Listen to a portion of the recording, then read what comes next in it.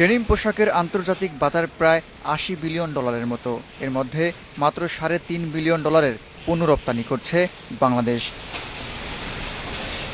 উদ্যোক্তারা বলছেন, কারিগরি দক্ষতার ঘাটতির কারণেই উচ্চ মূল্যের এই পণ্য উৎপাদনে পিছিয়ে রয়েছে বাংলাদেশ। স্থানীয় বাজারে চাহিদার তুলনায় কম কাপড় উৎপাদন হওয়ায় বড় একটি অংশ আমদানি হচ্ছে ভারত, পাকিস্তান, চীন থেকে। বিদেশ থেকে কাপড় নিয়ে এসে কাজ করা এবং সেখানে তাদের সময় মতো শিপমেন্ট করা, এটা তাদের প্রায়ই এই ধরনের ডিফিকাল্টিস ফেস করতে হয় যে তারা টাইমলি শিপমেন্ট করতে পারছে না। বাংলাদেশের ডেনিম পোশাক শিল্পের অনেক সম্ভাবনা রয়েছে, তবে কারিগরি দিক ও মানের দিক থেকে বাংলাদেশ এখনো কিছুটা পিছিয়ে। এসব সীমাবদ্ধতার পরেও এদেশে ডেনিম শিল্প অনেক এগিয়ে যাচ্ছে।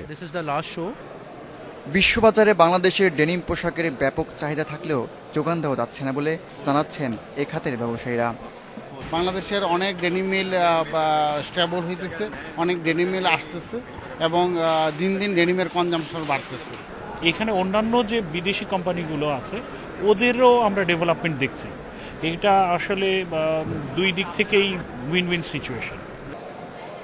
1989 সালে হংকং ও ফিলিপাইনের মালিকানাধীন দুটি কারখানায় উৎপাদনের মধ্য দিয়ে যাত্রা শুরু করে বাংলাদেশের ডেনিম পোশাক শিল্প। 2021 সালের মধ্যে এই শিল্প থেকে রপ্তানি আয়ের লক্ষ্য ঠিক করা হয়েছে $7 billion. Abdullah Mamun, independent news, Dhaka.